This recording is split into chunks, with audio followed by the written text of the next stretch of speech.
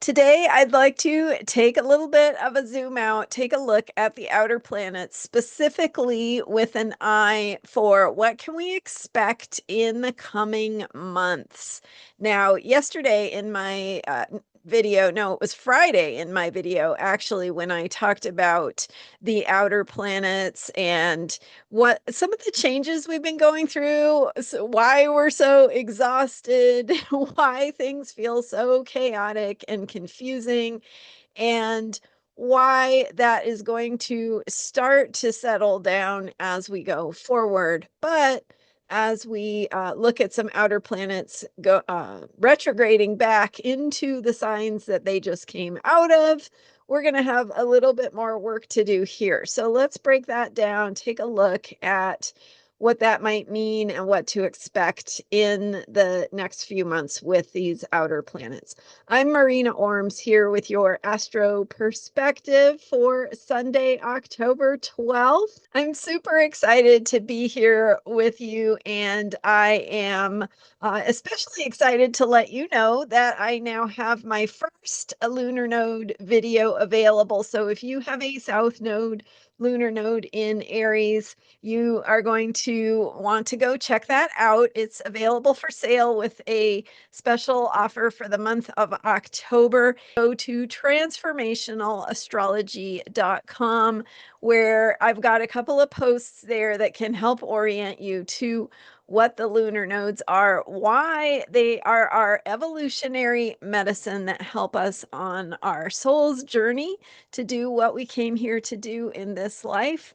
I'm going to be doing all of the South Node signs, so stay tuned. I will release them as they become available. So I just wanted to mention that. And then then today I'm going to dive in here with these outer planets. So on Thursday and Friday in my videos, we talk about sign on the sort of the daily astro vibes, right? But sometimes it's hard not to bring in what's going on with the outer planets and that bigger picture perspective, because things get activated. Those outer planets get activated as the moon goes through the zodiac. The moon goes around the zodiac once every month, actually, once every 27 days, where it goes from one point to come back to the same point again in the zodiac. So the moon is zipping around, and as it does, it activates some of these outer planets that are very, very slow moving. So when we have those outer planet activations, it reminds us, oh yes, we are in this bigger picture of change. We are experiencing the alignments of the outer planets in how we experience the world around us. So in other words, it's something that we all experience, regardless of what your own natal chart is doing. We are all feeling these energies at the same time.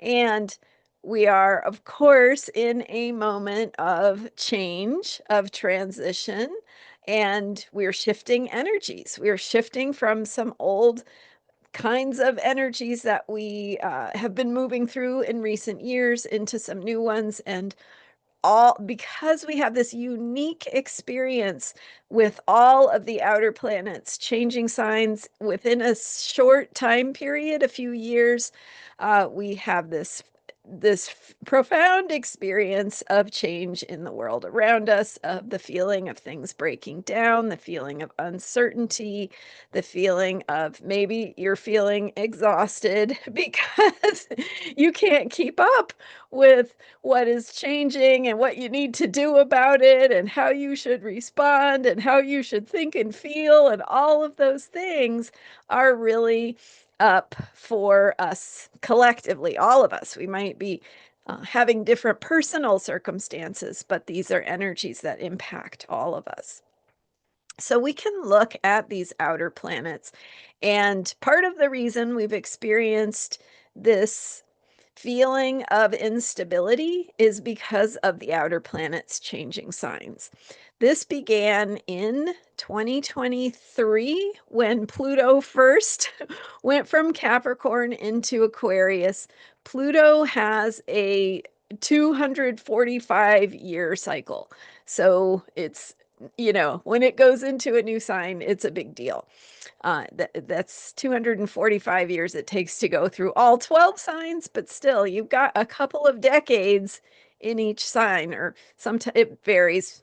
It has an elliptical orbit, so it varies, sometimes more like 15 years. But anyway, a long time, sometimes even less than 15, but it is a long time. So we also have, so that was 2023. Pluto went into Aquarius, retrograded back into Capricorn, went back into Aquarius, retrograded back into Capricorn again in 2024, back into Aquarius finally in 2024, where it is now and will remain until the 2040s. So that was a big shift, right? It took place slowly throughout 2023 and 2024. We have now that Pluto is the outermost planet in the solar system as we view it, as astrologers view it, at least. Neptune also very far out there, and Neptune has a 144-year cycle. I think I'm remembering these right, but anyway, Neptune also stays in a sign for many years. So Neptune also changed signs, and that happened in 2025.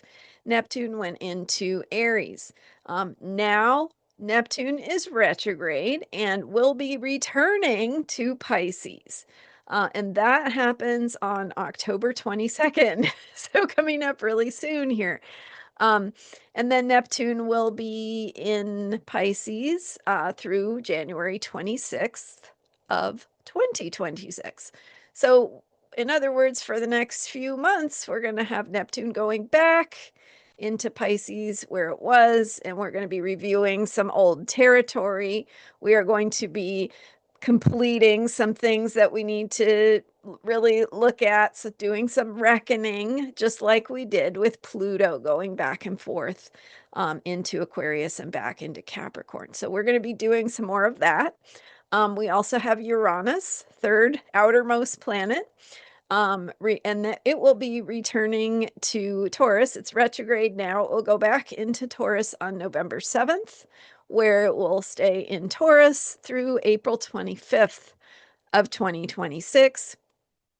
So few months again with that planet also reviewing old territory, going back to where we came from. So those, and Saturn is now in Pisces and will be returning to Aries again in 2026 on February 13th, I believe. So all of these outer, now Pluto stays in Aquarius. It's there. It's already done its transition, so it stays in Aquarius. So we're now sort of like, okay, we're in the Aquarius energy fully. It's time to move forward, think about the future, do some visioning and imagining of what we want to see going forward. And then we have these other two, plus Saturn, if you count Saturn, so three more planets returning, retrograding back into signs where we have more work to do. So they're already retrograde, and in the case of Saturn, it's already back in the sign it came out of. Saturn stays in a sign for about 2.5 years. So it's kind of, midway between. It doesn't stay in many years the way some of the outer planets do. Uranus is about 7 years in a sign. So, in other words, we had the experience of all of these outer planets. So Pluto first, and then Neptune, Saturn, Uranus going into new signs. All of that happened in 2025. And if you think back over the last few years, can you can you see how this energy of change sort of culminated in 2025, right? Maybe before 2025, we were sort of teetering on the brink of some kind of change, but we weren't sure. There was the feeling of it, but what's going to happen? And now we're sort of in it, right? We're in 2025. We really moved into like the clarity of, okay, this is what we are dealing with. It surfaces, right? It's not that it wasn't there before, but now we can see it more clearly. So with that surfacing, we we have the opportunity to see what, where might this go, what direction might it go in, and to start to sort of put things in place that can help us figure out how to work with these new energies, brand new energies.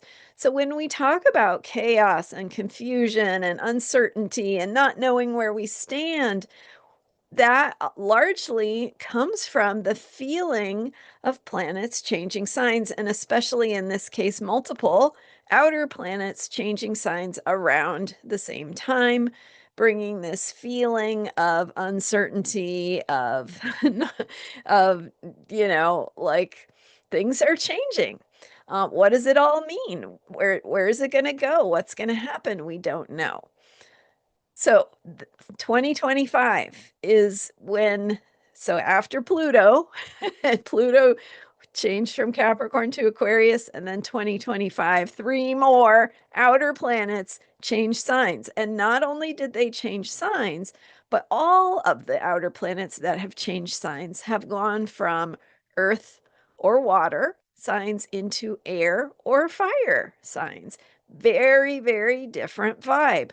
So earth and water uh, is much more tangible, much more like you can get a sense of what it is, what you're dealing with, especially with Pluto in Capricorn, very much about systems and structures, kind of an understanding of what works about the systems and structures, what doesn't work, what needs to change. And also just that feeling with Earth energy that it changes slowly. We to change something that's tangible, you have to change it. You have to somehow uh get your hands on it, reshape it, destroy it, shape it, make it, whatever, right? It's like you have to physically do the thing to make the change. But when Pluto especially went into air sign Aquarius, all of a sudden we're in the realm of ideas and ideologies. And then we also have Uranus going into Gemini, another air sign. Uranus rules Aquarius.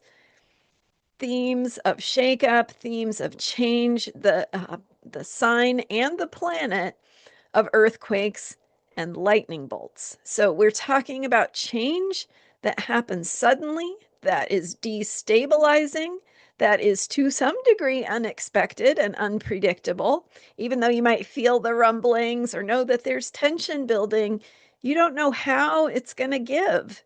And then the earthquake happens, the lightning bolt comes in, and then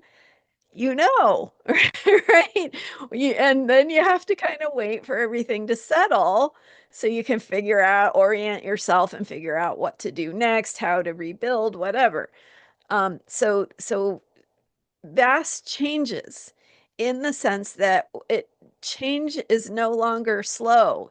It is no longer something that we have to shape through um, tradition and norms. It is suddenly something that gets shaped in the realm of ideas, in the realm of communication, narratives, propaganda, spin, lies, right? All of a sudden, you see that information is shaped by how the information is put out there, not by what is actually happening.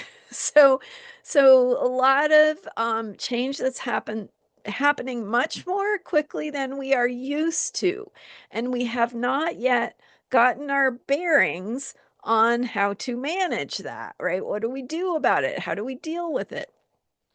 That will come over time as these planets continue over the years through these signs. So we're in the real, like we're in the moment where the earthquake is just happening, right? Or just happened, and we haven't gotten our bearings yet, but we might be starting that process.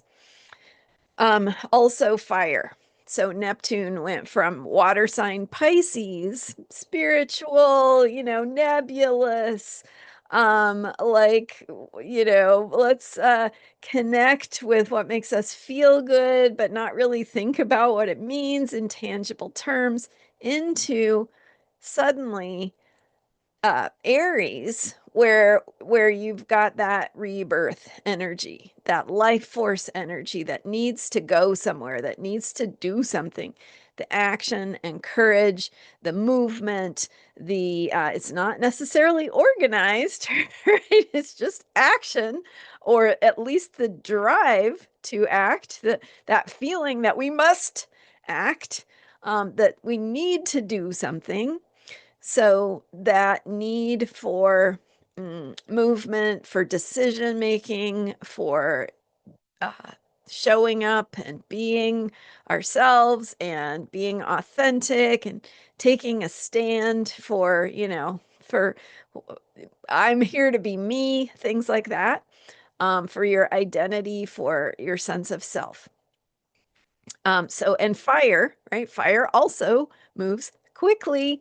And so, so we feel this instability of the world and like, what's going to happen? Is it going to break out in violence? Is it going to, are we going to talk things through? Like, what is going to happen? And are people going to say the things they need to say? And there's a lot of strong feelings, um, but it's not clear yet. Like, what is the idea we're getting behind? What is the narrative? How do we organize around something that we can experience as a shared goal or shared belief?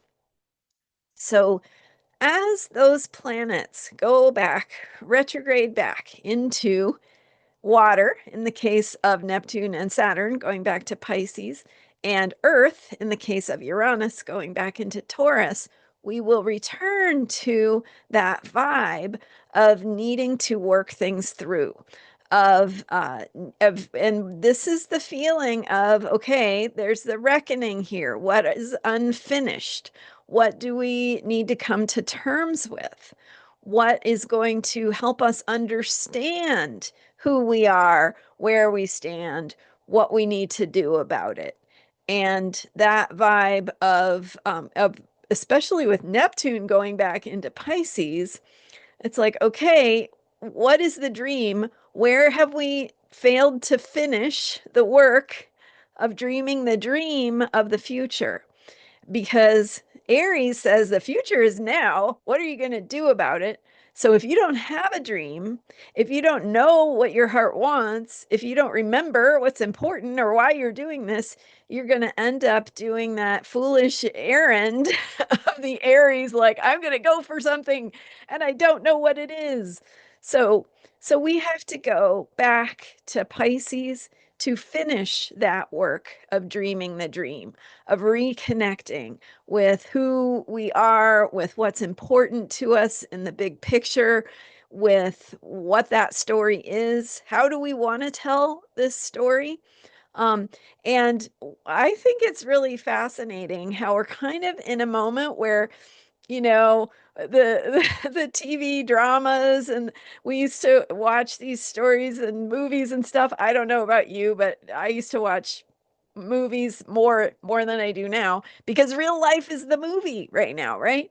So we are looking to the social media or the news headlines or the event of the day to see how is this story unfolding, what's going to happen next, right? As if we were watching some drama, right? Some story unfolding that we were not part of. But in this case, this is our story. We are in the middle of it. So, how do we want to tell this story? So, if you can shift your thinking from what's going to happen to how do I want this story to go? What does my character in this story show up to do? How do I navigate and negotiate the dilemmas that I'm living, that I'm in the midst of? So that is the work of Neptune returning to Pisces, is we have to remember who we are, what our hearts want, what that bigger picture is, and connect with the dream so that when in late January of 2026, Neptune goes back into Aries, where it will stay until the 2030s. When that happens, we need to know and remember who we are so we're not doing the fool's errand. We are purposeful, we are connected to something bigger than ourselves, and we have the clarity of what that mission is and who we are and how we want to move in it, right? And we don't have to be perfect. Aries gets to make mistakes, but we want to be guided, and that work of Neptune in Pisces is reconnecting with that guidance from the heart, from the divine, from whatever bigger picture you connect with, whatever makes you feel like you are part of something that is bigger and more important than you and your everyday life. So that's Neptune. And then we have Uranus, planet of shakeup, change, lightning bolts, earthquakes, going back into Taurus. So finishing up that work of Uranus in Taurus takes us back into what does daily life look like? What do we still need to recognize we don't have control over in our daily lives? That Uranus going through Taurus is about creating a new normal. So 7 years, past 7 years, Uranus has been in Taurus until it went into Gemini earlier this year. And creating a new normal can look like, okay, you have to give up your old comforts by force, I guess, by default. I don't know. They're not going to be there. So, what is it that it is time to release? But in that process of letting go of the comforts of the past, of what gives you security, of what makes you feel safe, as you are forced, I guess, to give up some of that stuff, you also have the opportunity to bring in something new and exciting, the creative force, the new way forward, creating something new that is a new normal, a new routine, a new way of understanding value and values with Taurus. Taurus is ruled by Venus, so things we value and all both tangibly, things like money, things like resources, but also things we value, like principles, like ideas we value, like things we care about. And so how we reimagine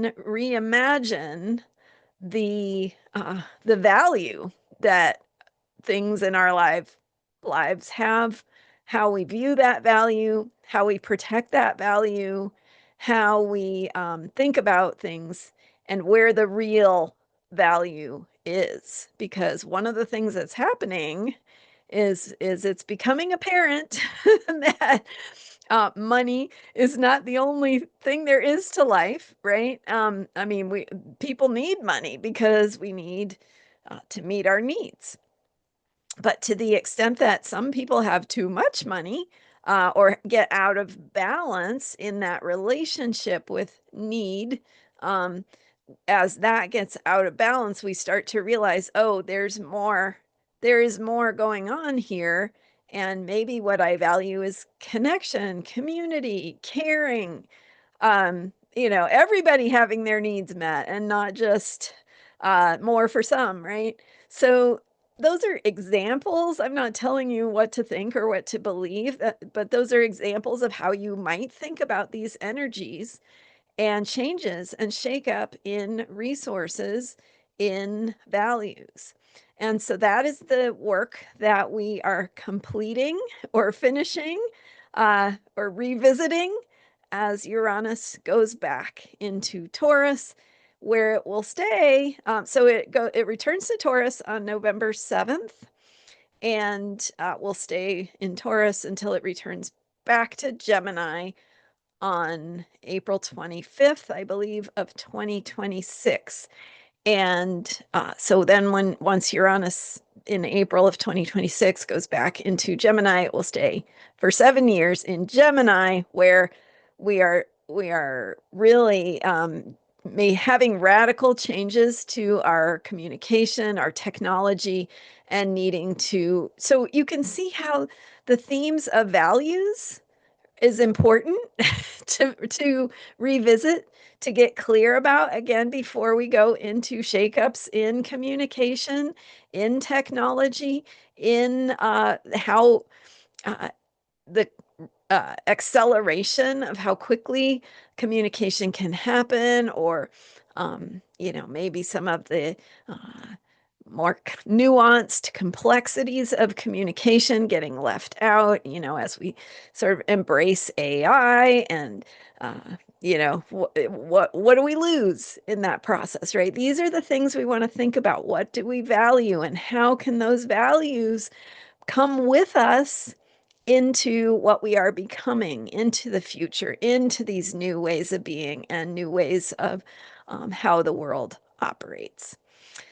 So is it going to be is it going to get better? I don't know, right? This is the moment we are in. We are in the moment of uncertainty, and so we need to show up for that moment. And we need to show up and be a stand for what we want for the future, what we want to create as the dust settles, as we get ourselves oriented to see what has changed, what is in the midst of changing, what do we want to do about it. So after those outer planets, and Saturn also will return back into Aries on February 13th, 2026, I believe. And right after Saturn and Neptune go back into Aries is their conjunction. So the Saturn-Neptune conjunction is exact on February 20th, 2026. That is a seed in which the dream gets infused into something that is in the process of being created. So Saturn is form. It is something that we're building, something that is coming into being, something that is emerging into existence from the Neptunian dream. So again, getting clear about what we care about, what kind of world we want to live in, what we value, what are the values that become important in the world that we want to live in. All of those things are big questions, and we get to be active participants in how those questions get answered. And that is the point of these planetary energies and the invitation they give us to evolve into our highest potential, into living the life we came here to live. Really exciting time to be alive. So thinking about, what is that for yourself? And I know we talk about that on these daily Astro Vibe videos that I put out every day to talk about the mood of the day and how to work with these energies. But keeping clear on that bigger picture can really help guide you as we go through the bumps and the ups and downs and the curves and the twists of daily life, to keep this bigger picture in mind. All right. Thank you so much for being here. And thanks for subscribing. If you are enjoying these videos, I am here every day with Astrology for Unshakable Self-Care and so much more. I've got a member site at transformationalastrology.com where you can learn all about my lunar nodes information and how the lunar nodes in our charts help us see our way forward to living our soul's purpose, doing what we came here to do, transforming challenges, and so much more. I've got lots of great information on those and how to think about them, and now these in-depth videos, of which the first one is now available for sale. So lots of free content though too. So check out transformationalastrology.com. Thank you again for being here. I am Marina Orms, and my main website for readings is astrologyheals.com. My member site is transformationalastrology.com. Thank you again, and I will see you next time. Bye for now.